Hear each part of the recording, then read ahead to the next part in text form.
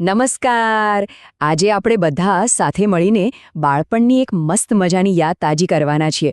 યાદ છે પેલી ગુજરાતી ચોપડીની કવિતા, એ જ જે ખાલી શબ્દો નહોતા પણ આંખ સામે આખું ચિત્ર ખડું કરી દેતા હતા. તો હા, એને સમજવાની શરૂઆત કરીએ એ પહેલાં કેમ આપણે આખી કવિતા એકવાર સાંભળી લઈએ, એના મૂળ લયમાં, એના સાચા ભાવ સાથે. જરા કલ્પના કરજો કે મંજીભાઈ આપણી જ ગલીના નાકે આવીને બૂમ પાડી રહ્યા છે. એ મંજીભાઈ આવ્યા, શાકને ભાજી લાવ્યા. એ આવો આવો આવો માસી ભાભી કાકી આવો, આવો લેવા શાકભાજી, તાજી તાજી શાકભાજી. એ આવો આવો આવો માસી ભાભી કાકી આવો, લાલન લાલ ટામેટા લેજો, કૂણા મીઠા ગાજર લેજો, મૂળા મેથી કોથમીર લેજો.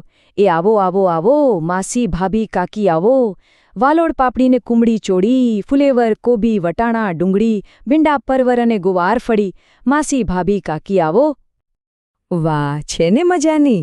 ચાલો તો હવે આ કવિતાને છે ને આપણે ટુકડે ટુકડે સમજીએ, એક એક લીટીમાં ડોક્યું કરીએ અને જોઈએ કે કવિએ કેવા સાદા શબ્દોથી આટલું જીવંત ચિત્ર દોરી દીધું છે. જુઓ, કવિતાની શરૂઆત જ કેવી થાય છે. એ મંજીભાઈ આવ્યા. તો સવાલ એ છે કે આ મંજીભાઈ છે કોણ? અરે, એ તો આપણી ગલીના, આપણા મહોલ્લાના પેલા જાણીતા શાકવાળા ભાઈ છે. એ જ ફેરીવાળા જે ઘરના બારણા સુધી તાજા તાજા શાકભાજી પહોંચાડે છે. સાચું કહું ને તો એ આપણા સમાજનો, આપણા રોજિંદા જીવનનો એક બહુ જ મહત્વનો હિસ્સો છે. હવે જુઓ પહેલી જ લાઈન, શાક અને ભાજી લાવ્યા. અહીંયા છે ને એક બહુ જ મજાની વાત છુપાયેલી છે. આપણે ઘણીવાર શાક અને ભાજી શબ્દ વાપરીએ છીએ, પણ એની વચ્ચેનો ફરક ખબર છે? શાક એટલે તમે સમજી ગયા, બટાકા, રીંગણ, ટમેટા, કોઈ પણ શાકભાજી. પણ ભાજી એટલે ખાસ કરીને પાંદડાવાળી શાકભાજી, જેમ કે પાલક હોય, મેથી હોય. જોયું? આ નાનકડો ભેદ જ આપણી ભાષાની ખૂબી બતાવે છે. અને પછી સંભળાય છે એમનો અવાજ, એમનો સાદ. એ આવો આવો આવો. આ 3 વાર આવો કહેવું એ ખાલી ગ્રાહકને બોલાવવાની રીત નથી હો. એમાં એક પ્રેમ છે, એક હૂંફ છે, એક એવો લય છે ને કે આખું વાતાવરણ જ જીવંત થઈ જાય. એવું લાગે જાણે કોઈ પોતાનું જ માણસ બોલાવતું હોય. અને આ બોલાવે છે કોને? કોઈ અજાણ્યા લોકોને? ના, બિલકુલ નહીં. એ બોલાવે છે માસી, ભાભી, કાકી આવો, સીધા સંબંધોના નામથી. આનાથી એક વાત ચોખ્ખી થઈ જાય છે કે મંજીભાઈ કોઈ બહારના વ્યાપારી નથી. એ તો એ જ મહોલ્લાનો એક ભાગ છે, એક જાણીતો ચહેરો છે. ચલો હવે જરા મંજીભાઈની લારીમાં ડોક્યું કરીએ. જોઈએ તો ખરા એ શું શું લાવ્યા છે.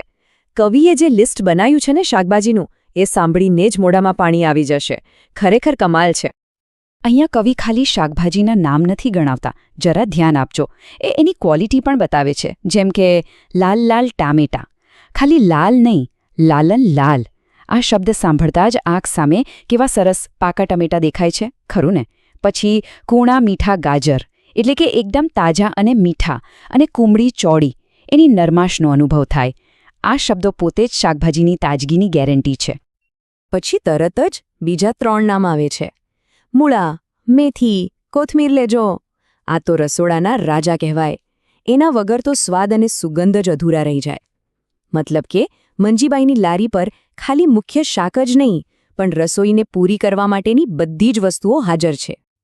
અને હવે તો જુઓ લિસ્ટ, જાણે આખી શાક માર્કેટ જ લારી પર આવી ગઈ હોય.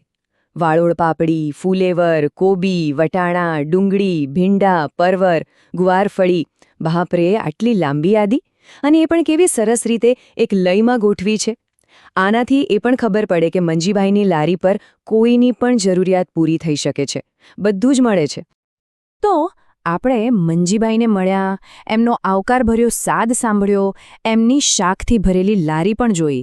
પણ આ બધી વસ્તુઓ પાછળનો અસલી મતલબ શું છે?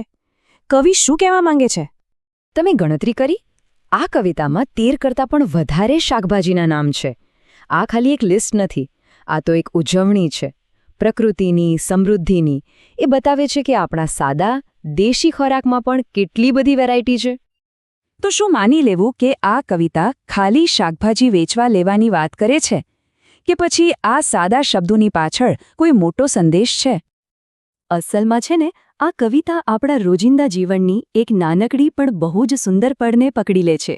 એ આપણને યાદ અપાવે છે કે સમુદાય એટલે શું, નાના વેપારીઓની મહેનત શું છે અને તાજા ખોરાક સાથે આપણો સંબંધ કેટલો ગાઢ છે. એક નાનકડી કવિતામાં આપણી આખી સંસ્કૃતિનું પ્રતિબિંબ દેખાય છે. તો ચાલો હવે જ્યારે આપણે આ કવિતાની એક એક લીટીને એના ભાવને સમજી ગયા છીએ ત્યારે એને ફરી એકવાર છેલ્લી વાર સાંભળીએ. આ વખતે સાંભળજો, દરેક શબ્દનો અર્થ હવે વધુ ઊંડો લાગશે. એ મંજીભાઈ આવ્યા, શાકને ભાજી લાવ્યા. એ આવો આવો આવો માસી ભાભી કાકી આવો, આવો લેવા શાકભાજી, તાજી તાજી શાકભાજી. એ આવો આવો આવો માસી ભાભી કાકી આવો, લાલ લાલ ટમેટા લેજો, કોણા મીઠા ગાજર લેજો, મૂળા મેથી કોથમીર લેજો. એ આવો આવો આવો માસી ભાભી કાકી આવો, વાલોડ પાપડીને કુમળી ચોળી, ફુલેવર કોબી વટાણા ડુંગળી, ભીંડા પરવર અને ગુવાર ફળી, માસી ભાભી કાકી આવો. અને હવે જતા જતા એક સવાલ મનમાં મૂકીને જાઉં છું. બાળપણમાં આપણે જે આવા સાદા જોડકાણા સાંભળતા હતા, શું એ ખાલી આપણું મનોરંજન કરવા માટે જ હતા? કે પછી એ આપણને ખબર પણ ન પડે એ રીતે આપણી સંસ્કૃતિ, આપણા સમાજ અને આપણી આસપાસની દુનિયા સાથે જોડી રહ્યા હતા? ખરેખર વિચારવા જેવી વાત છે નહીં?